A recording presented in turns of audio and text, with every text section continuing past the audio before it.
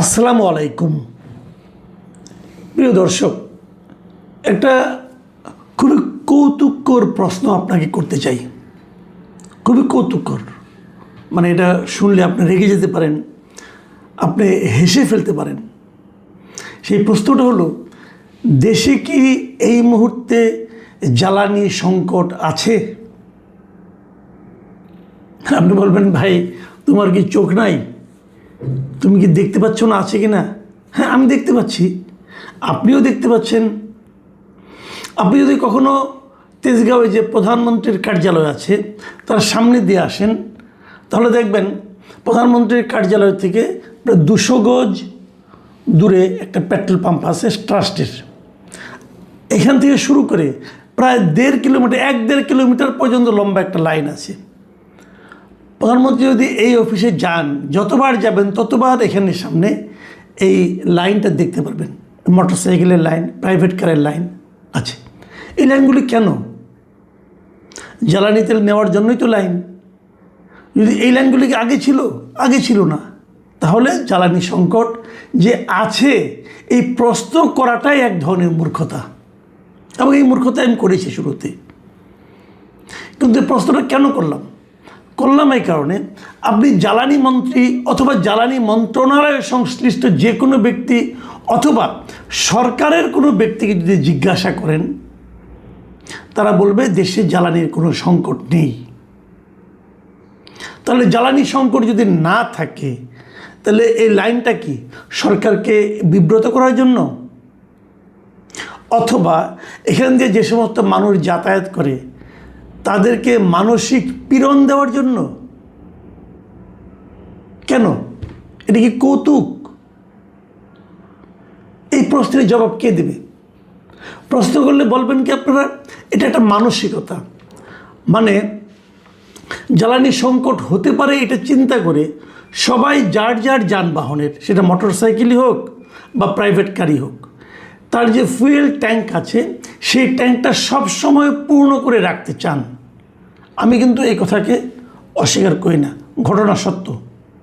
আপনি আজকে যে লোকটা বাইক চালায় আসে, ধরা যাক একটা বাইকে 10 লিটার তেল আটে। আমি নিজে একসময় বাইক চালাতাম অনেক আগে, তো আমি আমারটা দিয়ে বললাম, আমি যে বাইক চালাতাম ওটাতে 9 লিটার প্লাস কিছু তেল আটতো।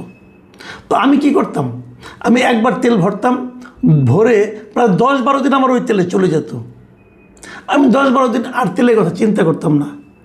যখন দেখতাম তেল ফুরিয়ে গিয়েছে, তখন ওটা রিজার্ভে দিয়ে তারপরে আমি তেল সংগ্রহের জন্য যেতাম। পুরোটা শেষ হলে আবার তেল কিনতাম, এইভাবেই কিনতাম। কিন্তু এখন আপনি যে কারো মোটরসাইকেল র্যান্ডমলি ধরে জিজ্ঞাসা করেন, ভাই দেখি আপনার ট্যাঙ্কিটা একটু খুলেন তো, খুললে দেখবেন ওটার বড় জোর 1 লিটারকে 1.5 লিটার তেল ফুরিয়েছে, বাকি তেল ভর্তি। কারণটা কি? কারণটা হলো উনি প্রতিদিনই ওনার মধ্যে একটা আতঙ্ক কাজ করে, যদি কালকে থেকে আর তেল না পাই। অতএব বাড়িতে ফিরে যাওয়ার সময় যতটুকু আজকে সারাদিনে খরচ করেছি ওইটুকু ভরে নেই। এই হলো গিয়ে মানসিকতা। এখন এই মানসিকতাটা আপনি দূর করবেন কিভাবে? আপনাকে দূর করতে হবে ভাই, আপনি যতদিন পর্যন্ত পেট্রোল পাম্পের সামনে এই লাইন আপনি বন্ধ করতে না পারবেন, ততদিন পর্যন্ত মানুষের মন থেকে আতঙ্ক দূর করতে পারবেন না। এটা দূর করার চেষ্টা করতে হবে। কিন্তু এটা এমন নয় যে এই সংকটটা কেবল বাংলাদেশে আছে। আমি এই দূর করার পদ্ধতি নিয়ে সম্ভাব্য কয়েকটা প্রস্তাব দেবো, একটু পরের দিকে দিচ্ছি। আগে আমি অন্য দেশের কথা বলি। এটা এমন মনে করার কোনো কারণ নাই যে এটা কেবল বাংলাদেশেই। এটা এখন পৃথিবীর সব দেশেই চলছে জ্বালানি সংকট নিয়ে। জ্বালানি নিয়ে টেনশন চলছে, কারণ মধ্যপ্রাচ্য যুদ্ধ যেটা হচ্ছে, ইরানের সঙ্গে ইসরায়েল এবং যুক্তরাষ্ট্রের যে যুদ্ধ হচ্ছে, যে যুদ্ধটা আমি মনে করি ইরানের উপর চাপিয়ে দিয়েছে যুক্তরাষ্ট্র এবং ইসরায়েল মিলে, ট্রাম্প এবং নেতানিয়াহু মিলে। সেই যুদ্ধের নেতিবাচক ফলে সারা দুনিয়ায় এখন অর্থনীতি নড়বড় হয়ে গেছে। এমনকি খোদ যুক্তরাষ্ট্রেও এটা নিয়ে নানা ধরনের বাদ প্রতিবাদ হচ্ছে, সেখানেও কিন্তু জ্বালানি তেলের দাম বেড়ে গেছে। তো এর প্রভাব আমাদের মতো দেশেও আসবে, এটাই স্বাভাবিক। কিন্তু ওদের পক্ষে এটা হয়তো মেনটেন করা সম্ভব, কিন্তু আমরা তো ছোট দেশ, গরিব দেশ, আমাদের জন্য সমস্যা। আমাদের সরকার এখনও বলেছে যে তারা দাম বাড়াবে না, কিন্তু দাম না বাড়িয়ে আসলে পারবে না। আমি জানি না সরকার কী ভাবছে, কিন্তু আমি নিজে থেকে যতটুকু বুঝি দাম না বাড়িয়ে কোনো উপায় নাই। কারণ আপনি কোথা থেকে দেবেন বাড়তি টাকা? আপনাকে এখন সারা দুনিয়া থেকে বাড়তি দামে কিনতে হচ্ছে, কিন্তু আপনাকে তো বাড়তি দামটা আপনি কোত্থেকে দেবেন? সরকারের কি এত টাকা আছে? সরকার কোত্থেকে টাকাটা পায়? সে তো জনগণের কাছ থেকে পায়। কাজে জনগণের কাছ থেকে তুলে তারপরে ভর্তুকি দেওয়া, এটা বেশি দিন সম্ভব হবে না। বরঞ্চ দাম বাড়াতে হবে, কিন্তু দামটা যেন এমনভাবে বাড়ে, এই জিনিসটা সরকারকে আমি অনুরোধ করবো। যখন দাম বাড়াবেন তখন আবার এটা বলে বাড়াবেন যে দাম যখন কমবে তখন আমরাও কমাবো। সারা দুনিয়ায় কিন্তু একবার আমার সারা দুনিয়ায় কীভাবে চলে সেই আলোচনায় আমি করবো না, কারণ সারা দুনিয়ার মতো আমরা না। আমরা করি কি, যে কোনো কিছুর একবার দাম বাড়ালে আর কমাই না। কিন্তু যদি আপনার মধ্যে কমানোর মানসিকতা থাকে, তাহলে কিন্তু এই বাড়তি দামটাও সাময়িক সময়ের জন্য জনগণ গ্রহণ করবে। কাজেই দাম বাড়ান, কিন্তু সহনীয় পর্যায়ে রাখেন এবং সাময়িক সময়ের জন্য বাড়ান। যুদ্ধ চলে গেলে, পরিস্থিতি স্বাভাবিক হলে সেই দামটাকে আবার কমিয়ে আনেন। কিন্তু এখন যে সরকার দাম বাড়ায়নি, এটাও কিন্তু আমার কাছে খুবই লজিক্যাল মনে হচ্ছে। এই কারণে লজিক্যাল মনে হচ্ছে, যদি এখন দামটা বাড়াতো তাহলে যে সমস্ত অসাধু ব্যবসায়ীরা গত কয়েক মাসে, গত 1-1.5 মাসে বিপুল পরিমাণ জ্বালানি তেল মজুত করেছে, সেই মজুতটা তাদের কাছে জাস্টিফাইড হয়ে যেত। তারা সেই মজুত করা তেলগুলো বাড়তি দামে বিক্রি করে মুনাফা লাভ করত। কিন্তু এখন কিন্তু মুনাফা হচ্ছে না। মজুত করেছেন কিন্তু মুনাফা কিন্তু আপনি করতে পারছেন না। এক ধরনের মুনাফা হচ্ছে, তারা চোরা কারবারে বিক্রি করছে। ক্রাইসিসটাকে পুঁজি করে তারা হয়তো 100 টাকার তেল 150 টাকা, 200 টাকা, 300 টাকায় পর্যন্ত ঈদের সময় আমি বিক্রি হতে দেখেছি কোনো কোনো জায়গায়। কাজে সেটাও কিন্তু এক ধরনের অসাধু কর্মকাণ্ড চলছে, এগুলো ধরা উচিত। আমি সরকারকে বলবো, এই যে আপনারা মাঝে মাঝে মজুতকৃত জ্বালানি তেল উদ্ধার করছেন, আপনারা একটু খবর নেন, চেক করেন যে আপনি ওখানে জরিমানা করছেন, কিন্তু এতে কিন্তু কোনো ফল হচ্ছে না। পদ্ধতিটা হলো, যে পাম্পের মাধ্যমে তারা এই চোরাকারবারিটা করেছে, আপনি মনে রাখবেন, পাম্পের মালিকরা বোঝে না তা কিন্তু না। কেউ একজন 1 লিটার 10 লিটার নিলে এটা কোনো সমস্যা নাই, কিন্তু কেউ যদি 20,000 লিটার তেল নেয়, সেটা পাম্প মালিকের ইচ্ছা মতোই নেয়, মালিকের চাওয়ার জন্যই নেয়, মালিক চাই বলেই দেয়, এটা কিন্তু মালিক জানে। এই ধরনের ঘটনা যেখানে যেখানে পাবেন, সেখানে পাম্প মালিকের লাইসেন্স ক্যান্সেল করে দেন আপনারা। কেবল তাহলেই দেখবেন এই অসাধু ব্যবসা এখানে বন্ধ হয়ে যাবে। এখন অন্য কিছু পদ্ধতিও আছে, সেই পদ্ধতিকে নিয়ে একটু কথা বলি যে সারা দুনিয়ায় কীভাবে হ্যান্ডেল করছে। এক একটা দেশ কিন্তু এক একভাবে করছে। এশিয়ার বেশ কয়েকটা দেশের মধ্যে আমি যতটুকু জানি, যেমন প্রথম দেশ ফিলিপিন্স করেছে কি, এর মধ্যে জাতীয় জ্বালানি জরুরি অবস্থা ঘোষণা করেছে। এটা একটা জরুরি অবস্থা। কাজে এই জরুরি অবস্থা হিসাবে তারা কিছু পদ্ধতি ব্যবস্থা নিয়েছে। শ্রীলঙ্কা যেটা করেছে, তারা কর্ম সপ্তাহ কমিয়ে 4 দিন করে ফেলেছে এবং তারা জ্বালানি রেশনিং শুরু করেছে। আমরা কি করতে পারি? আমরা এখন জানি না আমরা কি করব। কিন্তু ইন্টারেস্টিং একটা ঘটনা দেখলাম এর মধ্যে। সেই ঘটনাটা আবার অন্য ইস্যু, তবু ঠিক আছে, ওটা শেষে বলি। হ্যাঁ, ওটা শেষের জন্য রাখলাম। তারা আগের অন্য প্রসঙ্গগুলি বলি। যেমন মিয়ানমারে কি করা হয়েছে, মিয়ানমারে যাদের নাকি প্রাইভেট কার, যাদের ব্যক্তিগত গাড়ি যেগুলো আছে, এগুলো আপনি ডেইলি চালাতে পারবেন না। আপনি একদিন যদি আজকে যদি চালান, আগামীকালকে আপনার রাস্তায় নামাতে পারবেন না। মানে গাড়িতে রেশনিং করা হচ্ছে, রাস্তায় বেশি গাড়ি থাকবে না। আমিও মনে করি আমাদেরও এরকম কিছু একটা করা যেতে পারে।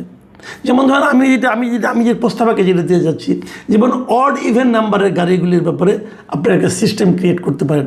দুটো সিস্টেম, যে সমস্ত গাড়ির নাম্বার বেজোড়, মানে শেষের অক্ষরটাও লাস্ট নাম্বারটা ডিজিটটা বেজোড় সংখ্যা যেগুলো আছে, এগুলো অড নাম্বার। আর যেগুলি জোড় সংখ্যা 0 সহ, সেগুলি জোড়া সংখ্যা। তাহলে অড ইভেন পদ্ধতি করেন। যেমন আপনারা বলে দেবেন সপ্তাহের একদিন অড নাম্বার চলবে, একদিন ইভেন নাম্বার চলবে। তার মানে হচ্ছে এটাই যে ওই দিন প্রতিদিন আপনি ধরে নেন, যেমন ধরেন 1 তারিখে একটা অড নাম্বার, তো 1 তারিখে কেবল অড নাম্বারের গাড়িগুলি চলবে রাস্তায়, ইভেন নাম্বার চালাতে পারবেন না। 2 তারিখে জোড় নাম্বার, অতএব ওই দিন কেবল জোড়া নাম্বার যেগুলো আছে, যে সমস্ত গাড়ির নাম্বার প্লেটে, কেবল সেগুলিই চলবে, আরগুলি চলতে পারবে না। ঠিক এই একই নিয়মে আপনি যখন তেল দিবেন, তেল দেওয়ার ক্ষেত্রে কিন্তু এই অড ইভেন সিস্টেম চালু করতে পারেন। যে 2 তারিখে কেবল জোড়া নাম্বারের গাড়িগুলি এসে তেল নিতে পারবে, অন্য কোনো গাড়ি তেল নিতে পারবে না। এটা করলেই কিন্তু আপনার সামনের লাইনটা অর্ধেক হয়ে যাবে। এটা করে ফেলুন। আপনাকে বোঝাতে হবে যে ক্রাইসিসটা যে নাই, আসলে আপনার কাছে তেল আছে। আমি কিন্তু বিশ্বাস করি, সরকার যখন বলে যে আমার কাছে এখনও পর্যাপ্ত 2-3 মাসের তেল আছে, আমি ওর কথা, সরকারের কথাটা বিশ্বাস করি। কিন্তু তার রিফ্লেকশন কিন্তু আমাদের চালকদের মধ্যে দেখা যাচ্ছে না। সেই রিফ্লেকশনটা ওখানে দেখাতে হবে, এবং দেখানোর জন্য আমি মনে করি এটা একটা পদ্ধতি হতে পারে। আপনারা এই পদ্ধতিটা চালু করেন। আরেকটা কথা বলবো, এই যে জ্বালানি বলতে আমরা তো কেবল তেলটাই বুঝছি, আমরা পেট্রোল বুঝছি, অকটেন বুঝছি, কিন্তু আরও বড় সংকট কিন্তু ডিজেল নিয়ে। এই ডিজেলে কিন্তু সারা দেশের সেচ কাজ চলে। সামনে কিন্তু আমাদের ফসলের মৌসুম আছে, এই সময় গরমকাল, এই সময় সেচটা খুব দরকার। সেটার ব্যবস্থা আপনারা কীভাবে করবেন এটা নিয়ে একবার ভাবেন।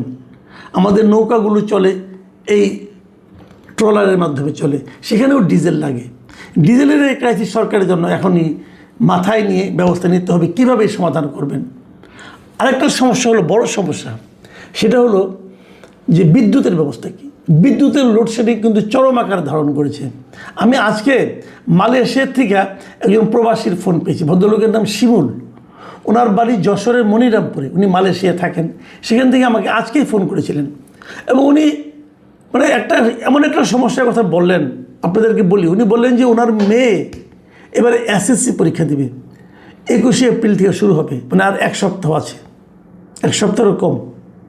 তিনি বলছেন যে আমার মেয়েটা তো রাতের বেলা পড়তেই পারে না, কারণ রাতের বেলা কোনো ইলেকট্রিসিটি থাকেই না।